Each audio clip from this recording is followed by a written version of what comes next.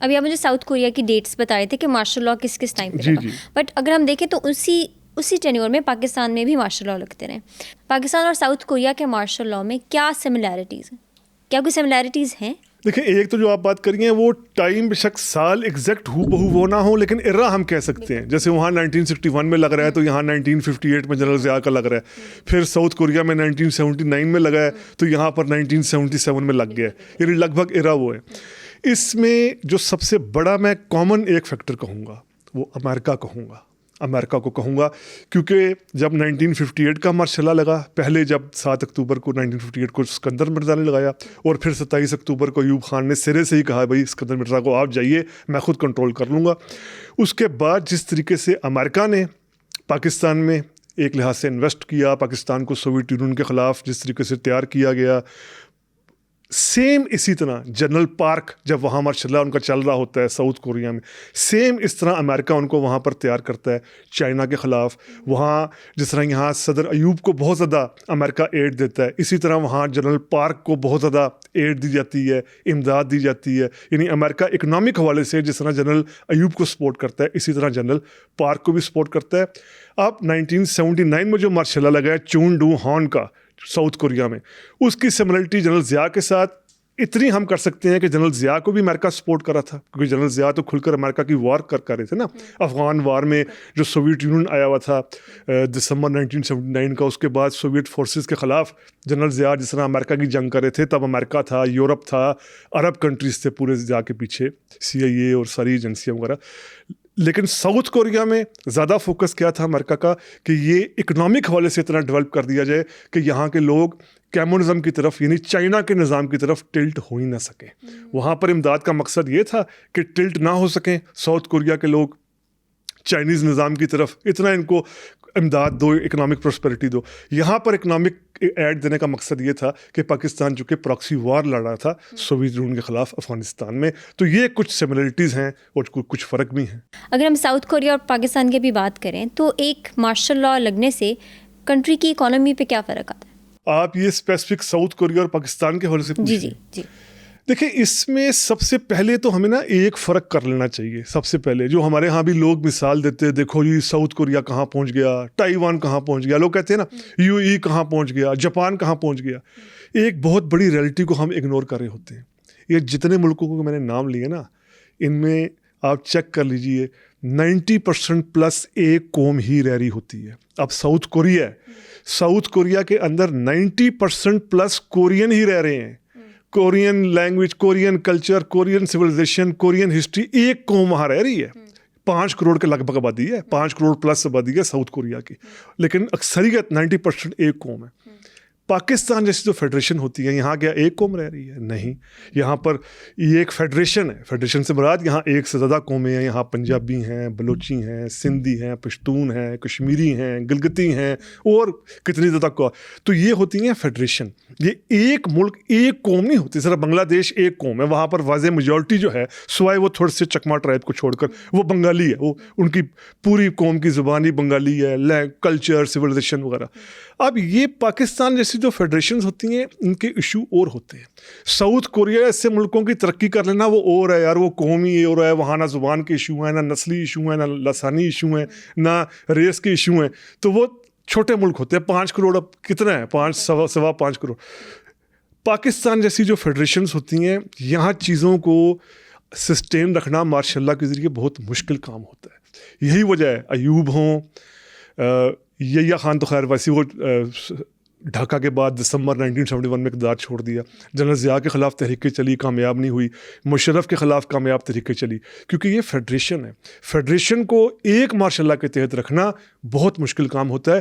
آگے چل کر ہم دیکھیں گے بھی صحیح، مارشل لاء ایسے ملکوں میں کامیاب رہتے ہیں، ڈکٹیٹرشپس، جہاں یہ فیڈریشن کے ایشو نہیں ہوتے، جہاں واضح اکثریت ایک قوم کی ہوتی ہے، نہ کہ وہ فیڈریشنز ہوتی ہیں. فیڈریشن کے اندر مارشل لاء کو سسٹین رکھنا بہت مشکل کام ہوتا ہے.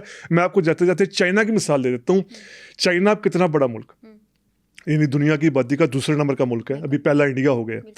چائنا کے اندر 90% ہان قوم ہی رہ رہی ہے، ہانگ نسل ہی رہ رہی ہے. سوچیں آپ، ایک ہی نسل واضح طور پر، کچھ ہیں وہ تبت کے کچھ ہیں, کچھ کاجگر کے ہیں, لیکن 90% پلس پورا چائنا ہان قوم, یعنی ایک ہی قوم, ایک زبان, ایک کلچر, مینڈیرین کلچر جس کو کہتے ہیں, مینڈیرین لینگویج, ایک سا ایکسپیرینس.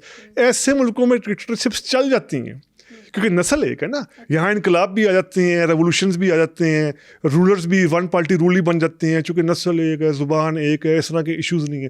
فیڈریشن کے اندر کے بہت زیادہ ایشو ہوتے ہیں, جو پاکستان جس طرح ایک فیڈریشن کی مثال ہے. کیا ایک قوم ہونا یا ایک زبان ہونا ترقی پہ بھی کوئی اثر لاتا ہے؟ ہاں, یہ تو ہم تھوڑا سا ابھی چونکہ ڈکٹیٹرشپ کی بات کر رہے ہیں, ڈکٹیٹرشپ کو تو ہم جسٹیفائڈ نہیں کر سکتے, لیکن بالکل جو ایک قوم ہوتی ہے, اگر کوئی ملک ہے, کوئی خطہ ہے, جیسے آج کی یورپ کے اندر جو نیشن اسٹیٹس ہیں, وہ نیشن اسٹیٹس کا تصور یہی آیا تھا کہ یہ علاقہ جرمن بولنے والے اکثریت ہے, جرمنی ہے, یہ علاقہ انگلش اینگلو سیکسن ٹرائب سے نیچے ہے تو یہ انگلش ہے, یہ فرانس ہے, یہ نارمیڈک ٹرائبز ہیں, یہ اس طرح. وہ پورا تصور ہی یہاں پر کھڑا ہے اگر آپ دیکھیں تو, کہ یورپ کا پورا تصور اس طرح کھڑا ہے کہ جرمنی میں جرمنز یا انگلینڈ میں انگلش. ابھی خیر امیگریشن وغیرہ ہے, میں کلاسیکل لیول کی بات کر رہا ہوں.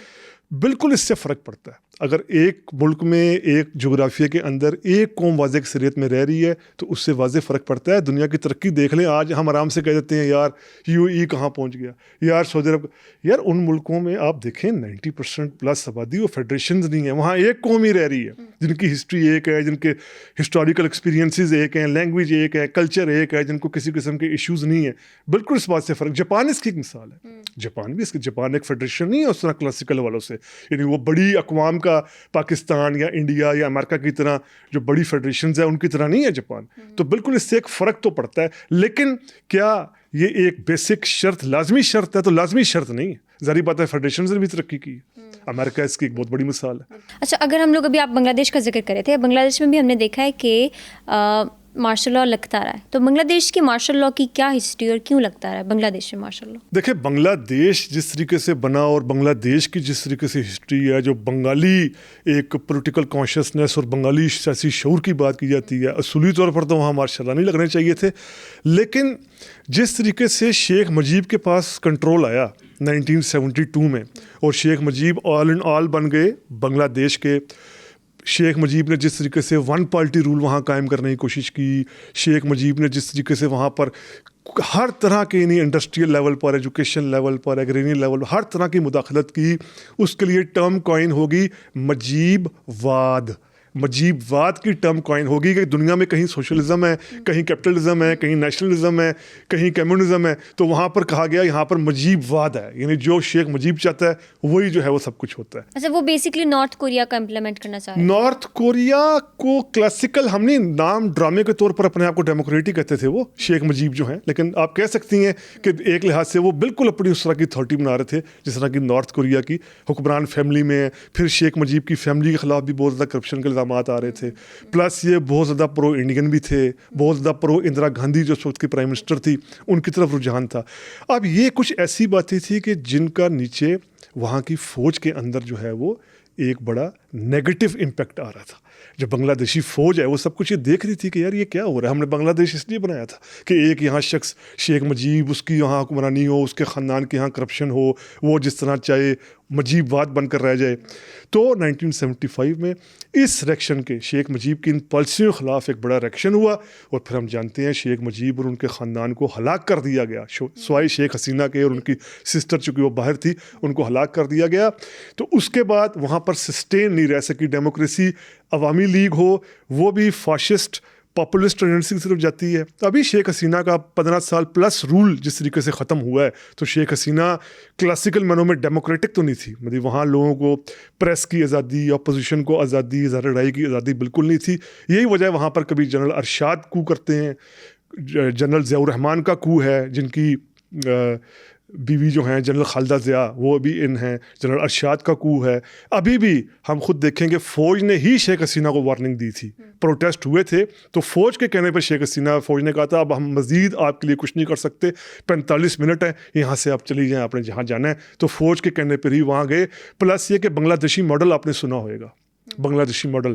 اب 2006 میں بنگلہ دیشی ماڈل بھی یہ تھا کہ بنگلہ دیش کی فوج نے, عدلیہ نے سسٹم کو اپنے کنٹرول میں رکھ کر ایک ایسا ماڈل بنایا کہ اس میں ہم لوگ اصلاحات کریں، ریفارمز کریں. وہ خیر چلی نہیں، بنگلہ دیشی ماڈل بھی چلا نہیں، کیونکہ بعد میں 2008-2009 میں پھر شیخ حسینہ کی عوامی لیگ آ گئی.